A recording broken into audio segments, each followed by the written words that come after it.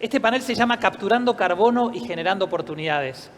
¿Se acuerdan que el programa de hoy ha estado basado en pilares vinculados a la estrategia, a la visión de la oportunidad que tenemos en Argentina y también de la innovación y finalmente de la inversión, como escuchábamos recién? Y yo creo que la sustentabilidad es algo transversal, ¿no? Que justamente reúne y une todos estos temas. Así que hoy yo tengo el agrado de tener acá a dos especialistas del mundo de la sustentabilidad.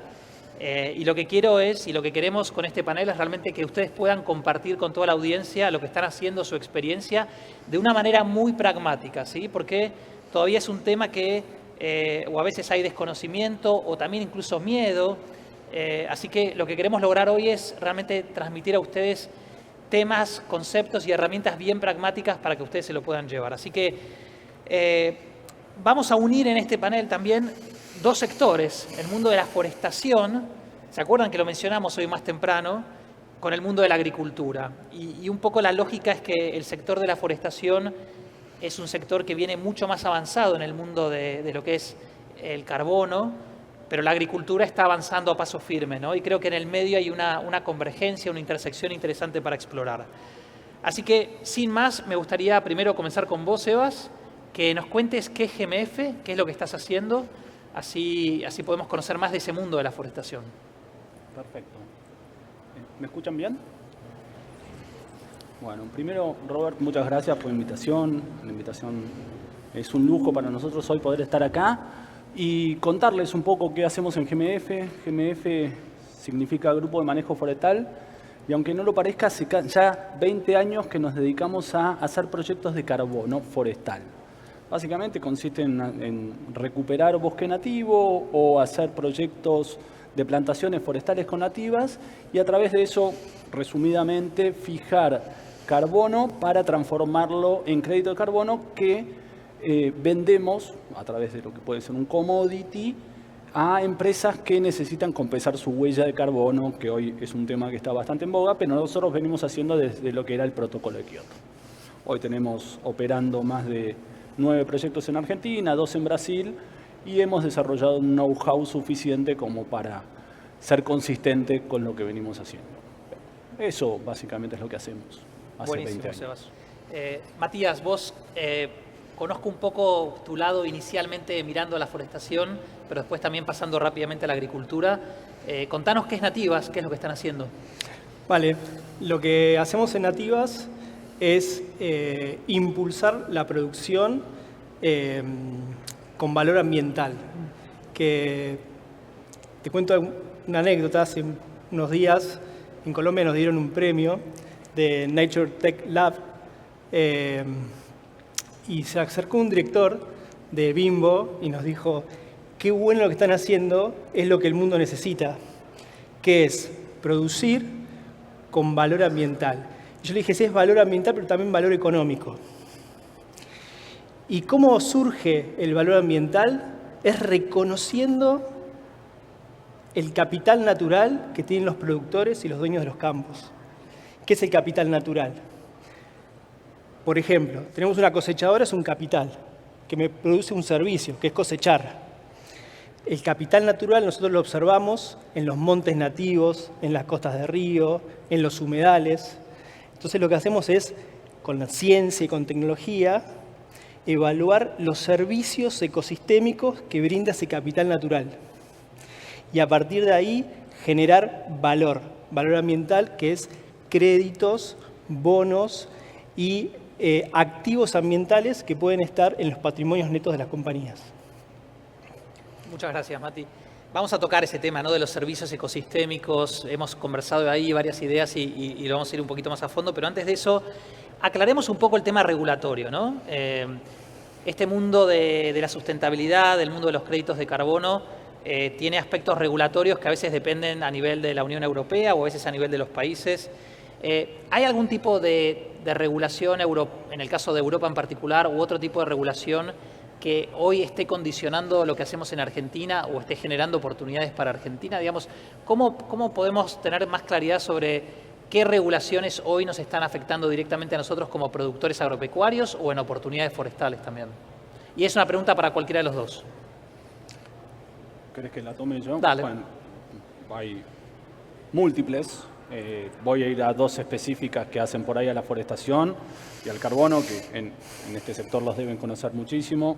Hay una relacionada con las áreas de generación de materias primas de áreas deforestadas o que tienen que ver con deforestación, que es una normativa que ha aprobado la Unión Europea, que se aplicaba a partir de este año y que fue prorrogada hasta el año siguiente, que va a entrar en vigencia. Eso va a traer consecuencias, y hay una que está limitada a lo que es la huella de carbono, que entra en vigencia en 2026, que es el ajuste de carbono en frontera. Esas 2 normas impactan directamente en lo que es agro, creo que todos los que están acá lo saben. ¿Qué son esas medidas? Lisas pararancelarias. Ya lo sabemos todos, son ajustes que tienen que ver con medidas pararancelarias, Unión Europea, Mercosur, todo este panel, me parece, todo este foro que está acá conoce perfectamente qué son. Son medidas de competitividad. ¿Qué oportunidades hay en la Argentina? Tomarlas o dejarlas. Generar medidas de competitividad que permitan compensarlas internamente a un costo menor al que nos van a poner en ajuste de frontera, mantener mercados, abrir mercados o dejar mercados sin atender. Eso es lo que básicamente hay. ¿Cuál es la oportunidad en concreto? Generar medidas de competitividad internamente. Hoy la Argentina tiene muchas oportunidades para, concadenadamente con los servicios que ofrece, ofrecer servicios como los que mencionaba Mati, servicios ecosistémicos, carbono principalmente hoy, que es el servicio ecosistémico mejor identificado, servicios de biodiversidad que están estandarizados, tabulados, certificados y funcionando, que te permiten cumplir con esas regulaciones. Ahora, tenemos discusiones de fondo de si corresponde que los hagamos nosotros, que no los hagamos nosotros, quiénes son los grandes contaminadores mundiales y demás. Son discusiones filosóficas y de soberanía que podremos discutir en otros foros. Acuerdo de París, COP29 y demás. En lo concreto es, ¿queremos entrar en mercado? ¿Queremos ser competitivos o no? Tenemos herramientas, tenemos oportunidades y nos sobran competencias. Mati, ¿vos querés agregar algo sobre eso? Solo para piramidar, me parecen oportunas por el momento mundo, pero también coincido un poco que tenemos la oportunidad y tenemos la posibilidad desde Argentina, Uruguay, Paraguay, Brasil, de generar nuestras propias reglas, hacer nuestras propias condiciones de elegibilidad, que son las que podemos desarrollar y podemos agregar a nuestra producción. Y en ese sentido, en Nativas, por ejemplo, estamos haciendo un protocolo que lo estamos validando con muchas organizaciones e instituciones.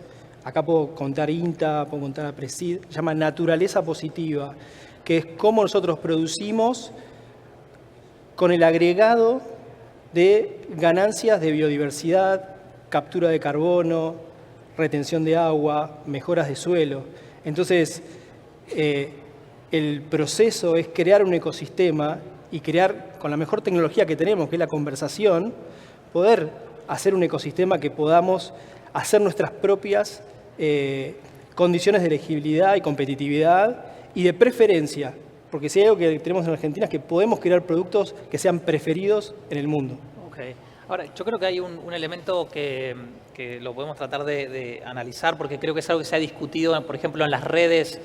En estos días lo veía, que era esta idea de ver estas cuestiones regulatorias y los créditos de carbono como un costo, como algo que se le impone a un productor, versus en realidad verlo como una oportunidad donde puede haber una generación de ingreso adicional para el productor.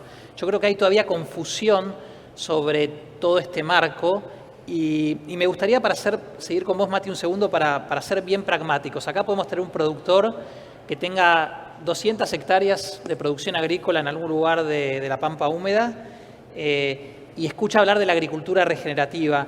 En términos concretos, ¿qué es lo que vos le podés proponer en base a todo esto que nos venías contando? Lo más concretamente posible, digamos, ¿qué puede hacer? Vale, primero entender que volver otra vez a la idea del capital natural. Yo tengo un campo, tengo capital natural. Primero el suelo que a mí me permite producir. A eso, con nosotros con tecnología y con ciencia, es algo que no se podía hacer hace muchos años atrás, pero hoy sí se puede.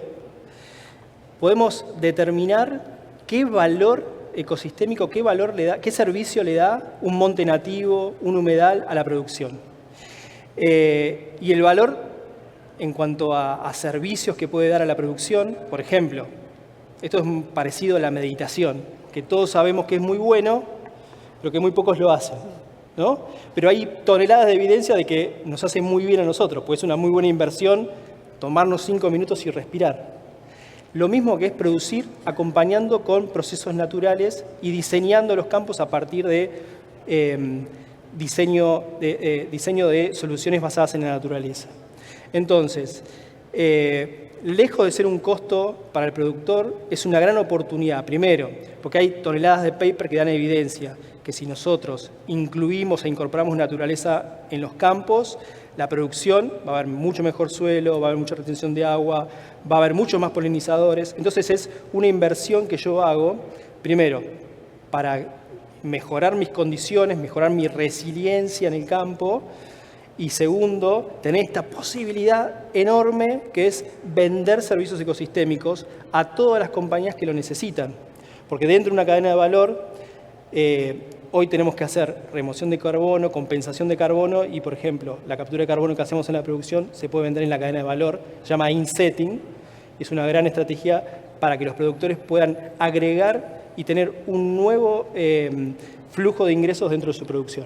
Ok, después te voy a pedir que nos des algunos números, los puedes ir pensando. Claro. Mientras tanto, Sebastián, contanos vos también desde tu punto de vista bien pragmático, bien concreto, qué es lo que estás, cuando vos pensás hoy en una oportunidad en Argentina, con tus clientes, con inversores de afuera, ¿qué es lo que estás proponiendo concretamente?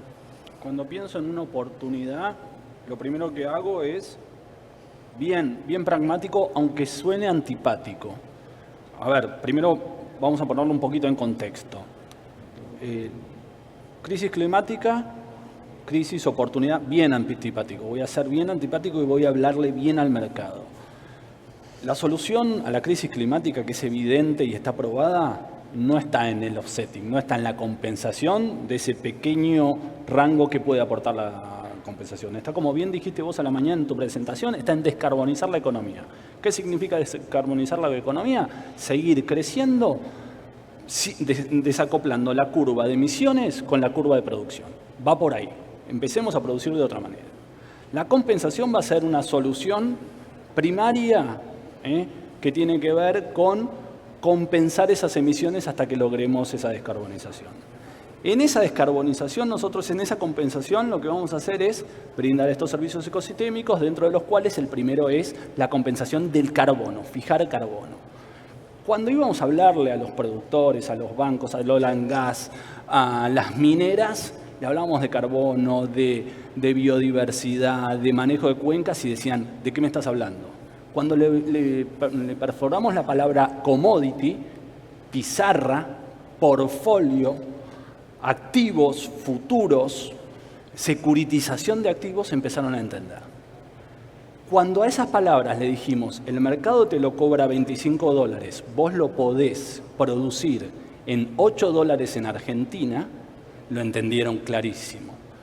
Yendo a tu pregunta, ¿qué podemos ofrecerles? Podemos ofrecerles proyectos de altísima calidad, produciéndose a 1/3 de lo que se produce en el resto del mundo, con oportunidades únicas en la Argentina que se producen con 50 millones de hectáreas en condiciones forestales sin afectar otro tipo de tierras, know-how, condiciones de largo plazo únicos y con un factor fundamental que tiene que ver con lo que pocos países en el mundo tienen, que es que la semana pasada ingresó en el Congreso la ley de carbono, que es una novedad que pocos países tienen. Podemos hacer ahí doble clic sobre el tema después de la ley de carbono, pero Mati, a ver, yo me pongo en el lugar, uno lee hoy en día las noticias, quizás alguno presta un poco más de atención con estos programas de agricultura regenerativa que ya se han lanzado en Estados Unidos, a veces con empresas de insumos o traders, también en Europa con empresas de alimentos, por ejemplo Nestlé u otras, y uno escucha que estas compañías están dispuestas a pagar $10, $20, hasta $50 o euros a veces por tonelada equivalente de carbono secuestrado. Y uno lee las condiciones, ve a veces que hablan de una agricultura regenerativa que para ellos es el santo grial, incluye siembra directa, cultivo de cobertura y rotación de cultivos. Algo que creo que la mayoría hacemos desde hace 20 años más o menos en Argentina, ¿no? Entonces, ¿Cuál es volviendo a mi pregunta, ¿no?, de antes, y dejamos de lado un poco el tema ecosistémico de la biodiversidad, que vos decías, concretamente, ¿qué puede hacer un productor con ese suelo hoy? ¿O qué es lo que vos pensás que se puede hacer? ¿Cuál es la oportunidad? ¿Hay un número? ¿Hay algo que nosotros podemos pensar para empezar a situarnos en el mapa de este tema del carbono para la agricultura en particular? Sí, primero está bueno analizar el proceso que hacemos nosotros en los productores y en los campos, incluso en toda una cadena de valor. Hoy tenemos la tecnología, inteligencia artificial, mapas, satélites, donde podemos hacer una descripción de todo el campo y ver ineficiencias productivas. Entonces, en esas ineficiencias productivas podemos, y también, primero, vemos ineficiencias productivas y vemos qué naturaleza tiene, qué monte nativo tiene. En las ineficiencias productivas podemos incorporar naturaleza. Por ejemplo, en Argentina tenemos el 38% del suelo saíno-sódico, ¿sí? En esos suelos tenemos un jugador que es increíble, que se llama el algarrobo, o sea, que permite forestar, que permite hacer proyectos de carbono dentro de los establecimientos productivos. Podemos incorporar corredores biológicos que conecten montes y así mejorar las condiciones ecosistémicas de los campos. Y en eso, ahí es cuando nosotros vemos las ganancias de biodiversidad o las de captura de remoción de carbono dentro de los campos, tenemos la evidencia. Y esa es la palabra clave, evidencia e integridad de que esto está sucediendo y que permite llevarlo a toda la cadena de valor y permite ser un activo que hace que los productores tengan ingresos. Gracias, Mati. Ahí hablaste de integridad, ¿no? Y de alta integridad, vos también, Sebas. Y uno escucha justamente que a veces la variabilidad en el precio del carbono tiene que ver con la integridad de esos certificados y de hecho han habido situaciones medio, vamos a decir, polémicas a veces en el registro y la calidad de ciertos certificados de carbono, ¿no? Entonces, a mí me quedó muy grabado eso, Sebas, cuando vos me hablabas, nosotros nos enfocamos en proyectos de alta calidad, de alta integridad. ¿Qué significa eso? Y también, ya que Mati hablaba de tecnología, me interesa escuchar qué tipo de innovación, a veces tecnológica, les sirve a ustedes en el mundo forestal, ¿no? Sí, bueno, eso es un punto clave. El año pasado hemos tenido internacionalmente algunos cuestionamientos legítimos respecto de la calidad de carbono y la adicionalidad del carbono, que han puesto en la mesa estos cuestionamientos. Alta calidad, alta integrabilidad tiene que ver con la consistencia de ese carbono que se dice secuestrar, fijar, más que nada en los bosques nativos, y que hace a la credibilidad de un proyecto de carbono, ¿no? Cuando algo, hay muchas cosas en juego, pero cuando se habla de mucha plata, mucha plata básicamente, hay intereses, estamos hablando de un mercado de casi 20.000 millones de dólares incipiente. Wow. Entonces, cuando se hablan de estos números y de trazabilidades sofisticadas, se empieza a poner la lupa ahí. Y viene tu segundo punto, la tecnología y todo lo que es MBR, ¿no? Monitoreo, verificación y reporte. Y ahí la tecnología lo es prácticamente todo. Si bien las técnicas se han desarrollado durante 20 años y hay mucho de técnica manual, de medición de biomasa forestal manual, biomasa en tierra y demás, todo lo que ha sido monitoreo, verificación y reporte, la multiplicación ha sido indispensablemente tecnológica y la irrupción de la inteligencia artificial es lo que está haciendo la diferencia y lo que nos va a permitir en el futuro, hoy explicaban los chicos del panel de inteligencia artificial, llevar esto a otra escala. Por suerte está trabajándose y escalando muy fuertemente todo lo que es inteligencia artificial en esto, no sin probar y lograr las evidencias necesarias para que esto sea creíble y volvamos a lograr esa integridad que requiere el mercado. Muchas gracias. Mati. Sí, solo para piramidar el tema de evidencia, que es muy importante. ¿Para qué requerimos esa evidencia? Porque a partir de ahí empieza a aparecer lo que nosotros llamamos los incentivos positivos para que esto ocurra, los incentivos positivos. Entonces, si yo tengo un campo y yo tengo una evidencia de secuestro de carbono, de ganancias de biodiversidad, Entonces, los bancos, vengo del futuro, no tan futuro, porque hoy estuve en las oficinas del área, pero te cuento algo. Voy a tener mejor financiación, mejor tasa. Cuando voy a buscar un seguro, voy a tener mejor prima. Cuando voy a vender a mi compañía los granos, paso a la cosechadora y que tengo cosecha y tengo evidencia de ganancia de biodiversidad y secuestro de carbono. Entonces, que tengo un producto con un valor ambiental que tiene un precio diferencial. Y tengo un campo encima que me va a producir mejor, que va a estar más, va a tener mejores condiciones frente al cambio climático, frente a una sequía, frente a una plaga. ¿Por qué? Porque también tengo evidencia basada en ciencia de que eso funciona. Entonces, ahí es donde la palabra evidencia juega un factor fundamental. Ok.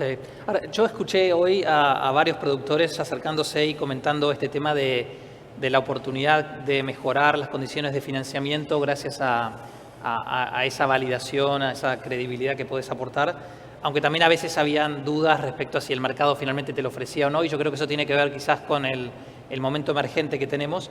Pero, ¿qué es lo que debería hacer un productor si quiere encarar esto, por ejemplo, con vos, Mati?